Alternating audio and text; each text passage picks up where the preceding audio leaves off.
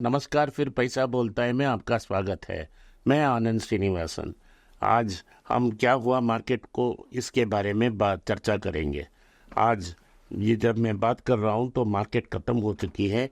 आज 20 point market नीचे आई थी और इसका प्राइमरी कारण ये था कि बैंक निफ्टी 150 पॉइंट नीचे आ गई। सो जब बैंक प्रेशर में आती है तो ऑटोमेटिकली निफ्टी भी प्रेशर में आती है। क्या हुआ, कैसा हुआ, इसके बारे में हम बात करेंगे।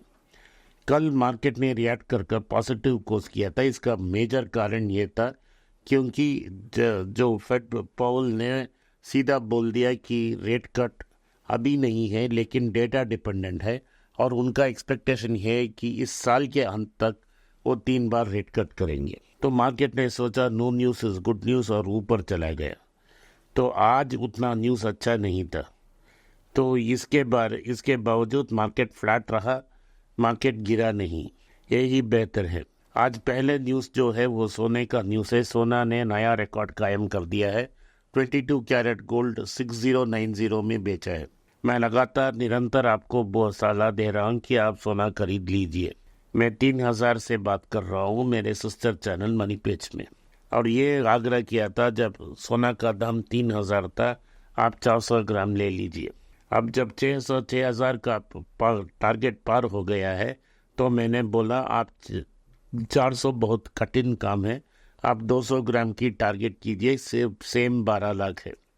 अगर आप 3000 से 3500 में खरीदते तो 5 साल में दुगना हो जाता। ये तो अच्छा रिटर्न है। गोल्ड का ये यूज़ है कि वो इमरजेंसी कैश है।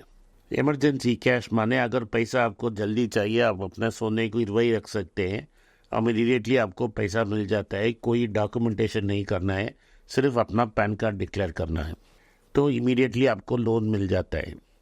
दूसरे लोनों में आपको डॉक्यूमेंटेशन और वेट करना पड़ता है, इसमें वेटिंग पीरियड नहीं है।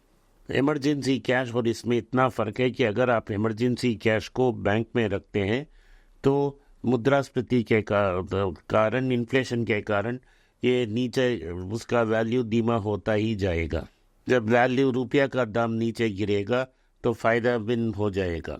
लेकिन अगर आप इमरजेंसी कैश सोने के रूप में स्टोर करते हो तो वैल्यू ऊपर जाता है और प्रॉफिटेबल होता है और हर समय आपको मुनाफा ही मुनाफा है। तो एक ही पत्थर से 2 आम मिल जाता है। इमरजेंसी के लिए भी आप यूज़ कर सकते हो। और दूसरी बात यह है कि इसका प्राइस गिरे, वैल्यू नहीं गिरेगा, इसका वैल्यू निरंतर बढ़ेगा। अभी रेट भी कट नहीं हुआ है कि गोल्ड ने ऑल टाइम हाई पार कर दी इवन डॉलर टर्म्स में। जब रेट 3 बार काटेगी या 4 बार काटेगी इस साल या अगले साल तो $1000 और ऊपर जा सकती है। जब 5800 में था, मैंने प्रेडिक्ट किया 7500 तक पहुंच जाएगा। अभी जीएसटी को इंक्लूड कर 6300 तक पहुंच गया है और 1200 जाने में बहुत देर नहीं लगेगा अगर इंटरेस्ट रेट्स कट हुए तो ये था सोने के बारे में। और इसी कारण कल्याण ज्वेलर्स भी जो 400 के नीचे कुछ दिन के लिए था, बढ़कर 410 रुपया तक गया आज की ट्रेड में। तो अगर हम सोना में इतना मुनाफा नहीं करा सकते हैं स्टॉक में इन्वेस्ट करके, तो आप सोना के गिरवी रखने वाले कंपनियां जो हैं उनको कंसिडर कर सकते हो। मनप्पुरम एक दिन के लिए लगभग 200 रुपया तक गया और नीचे गिरकर आज 170 तक नहीं आया था कल, आज 175 रुपया में है। ये भी अच्छा दाम है, आप खरीद सकते हो। आप इसको कंसिडर कर सकते हो 175 रुपीज़ में। आप कर्नाटका बैंक और या साउथ इंडियन बैंक को भी कंसिडर कर सकते हो। ये दोनों भी मेनली सोना को गिरवी रखकर पैसा कमाते हैं। ये छोटे छोटे प्राइवेट सेक्टर बैंक जो हैं ये सब यही धंधा करते हैं। तो ये सब वैल्यू पिक्स हैं, बुक वैल्यू के नीचे ट्रेड हो रहे हैं, इसको आप कंसिडर कर सकते हो। लेकिन अगर आपने साउथ इंडियन बैंक आज खरीदा तो आपको राइट्स इश्यू नहीं मिलेगा। अभी राइट्स इश्यू चालू है। जब राइट्स इश्यू क्रेडिट होगा तो बहुत सारे लोग उसको बेचेंगे तो शायद प्राइस में कमी आएगी। आप उस समय इसको कंसिडर कर सकते हो। और ताज़ा खबर यह है कि एनवीडिया की जो डायरेक्टर लेवल के लोग हैं वो अपना इक्विटी स्टेक बेच रहे हैं। तो जब इनसाइडर सेल्स हो रही है तो मार्केट को चौकन्ना होना चाहिए। और जो इनसाइडर्स हैं उनकी हिसाब से एनवीडिया पीक हो चुकी है और ऊपर नहीं जाएगी। ये हम कंफर्म नहीं कर सकते, लेकिन सोर्सेस सूत्रों के द्वारा अगर इनसाइडर्स बेच रहे हैं तो मार्केट टॉप के आसपास स्टॉक पहुंच गई है। ये अमेरिका में डेवलपमेंट है एनवीडिया में। और तीसरा और बड़ा खबर ये है कि सन फार्मा की अंकलेश्वर प्लांट जो महाराष्ट्र बॉम्बे के पास है, उसको US FDA का अप्रूवल मिल गया है, फिट एंड प्रॉपर सर्टिफिकेट मिल गया है। जो एक्सपोर्ट कर सकते हैं वो एक दो दर से एक्सपोर्ट कर सकते हैं। इसी कारण सन फार्मा 52 वीक हाई क्रॉस कर छलांग लगा रही है।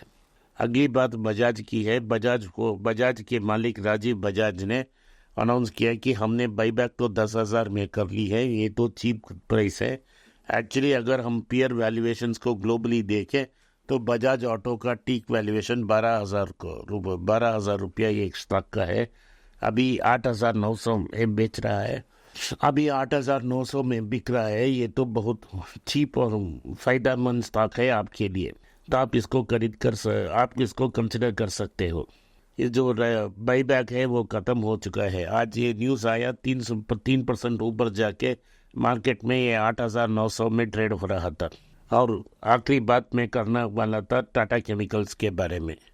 टाटा केमिकल्स को हमने कॉल दिया था 900 से 950 रुपया तक का। तो मैंने बोला था आपको ये अंडर वैल्यूड स्टॉक्स है, इसके बहुत सारे हीरे अंदर हैं जो छुपे हुए हैं। वो हीरे तो अभी बाहर दिखने वाले आगे हैं।